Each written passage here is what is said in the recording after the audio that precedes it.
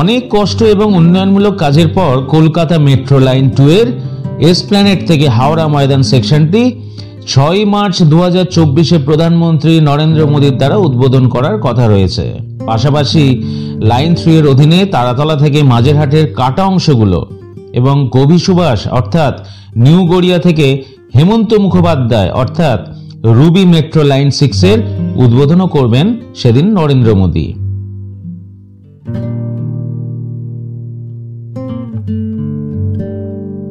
প্রধানমন্ত্রী নরেন্দ্র মোদীর কলকাতায় হাওড়া ময়দান থেকে এসপ্ল্যানেড মেট্রো সেকশনের আসন্ন উদ্বোধন শহরকে প্রত্যাশায় আলোড়িত করেছে।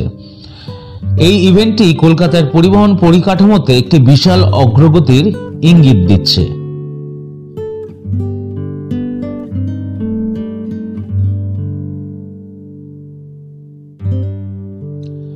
হাওড়া ময়দান থেকে এসপ্ল্যানেড সেকশনের উদ্বোধন করবেন প্রধানমন্ত্রী নরেন্দ্র মোদী এবং এই সেকশন যেটা আন্ডার ওয়াটার যেটাকে বলা হচ্ছে, যাকে ভারতের যে কোনো শক্তিশালী নদীর নিচে প্রথম পরিবহন টানেল বলে দাবি করা হয়েছে।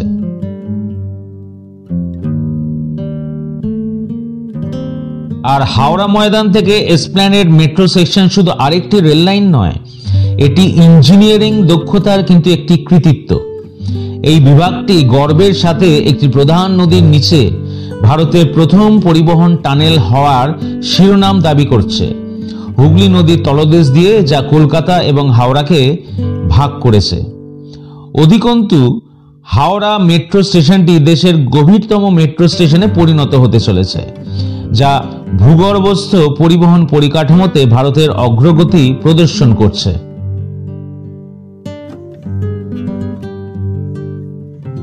এই ইস্ট ওয়েস্ট সেকশনের আন্ডার ওয়াটার মেট্রো, যেটি হুগলি নদীর তলদেশ দিয়ে গেছে, যার পূর্ব এবং পশ্চিম তীরে যথাক্রমে কলকাতা এবং হাওড়ার শহরগুলি অবস্থিত।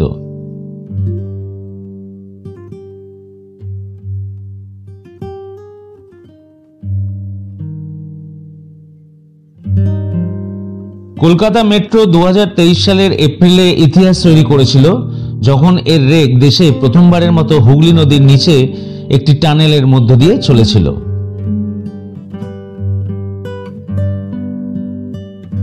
হাওড়া মেট্রো স্টেশনটি ভারতের গভীরতম মেট্রো স্টেশন।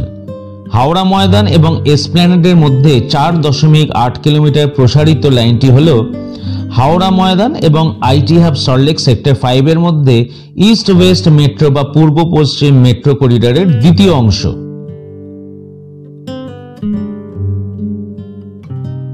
হাওড়া ময়দান এবং এসপ্ল্যানেডের মধ্যে যোগাযোগ স্থাপন বা এটার উদ্বোধন হয়ে গেলে ইস্ট ওয়েস্ট মেট্রোর এসপ্ল্যানেড থেকে শিয়ালদা এটুকু লাইন সমাপ্তির কাজই শুধু বাকি থাকবে।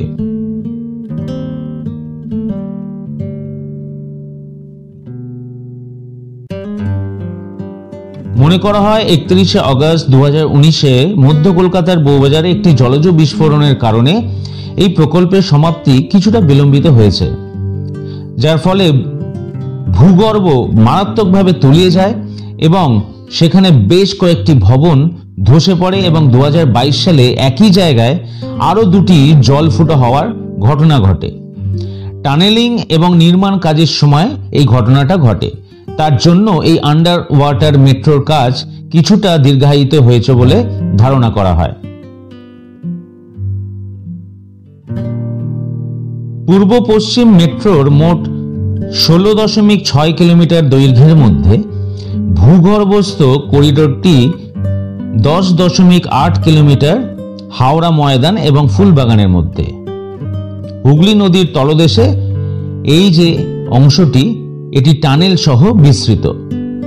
বাকি অংশটি এলিভেটেড করিডোর। এই অংশে শুধুমাত্র আছে এসপ্ল্যানেড থেকে শিয়ালদা এবং এর কাজটি শেষ হলেই ইস্ট ওয়েস্টের 16.6 কিলোমিটারের পুরো পথটিই কিন্তু সম্পূর্ণ হয়ে যাবে। জোকা থেকে এসপ্ল্যানেড প্রকল্পের জোকা এবং তারাতলার মধ্যে 6.5 কিলোমিটার প্রসারিত মেট্রো পরিষেবা ইতিমধ্যেই চালু হয়ে গেছে। আর কবি সুভাষ থেকে এয়ারপোর্ট লাইনের কবি সুভাষ থেকে হেমন্ত মুখোপাধ্যায় মেট্রো সেকশনের এবং তারাতলা থেকে মাঝেরহাট সেকশনও সেদিন একইভাবে উদ্বোধন হতে চলেছে, যা জোকা এসপ্ল্যানেড লাইনেরই একটি অংশ। সবার শেষে বলা যাক এই মেট্রো সম্প্রসারণগুলি কলকাতাকে কিভাবে উপকৃত করবে। এই সম্প্রসারণগুলি শহরে গতিশীলতা বাড়াবে, যানজট হ্রাস করবে এবং কলকাতার বাসিন্দা এবং দর্শনার্থীদের অ্যাক্সেস যোগ্যতা উন্নত করবে। আজকে তাহলে এটুকুই। যেতে যেতে ভিডিওটি ভালো লাগলে একটা লাইক ও কমেন্ট করে অবশ্যই যাবেন এবং সাবস্ক্রাইব করে চ্যানেলের সাথে থাকবেন।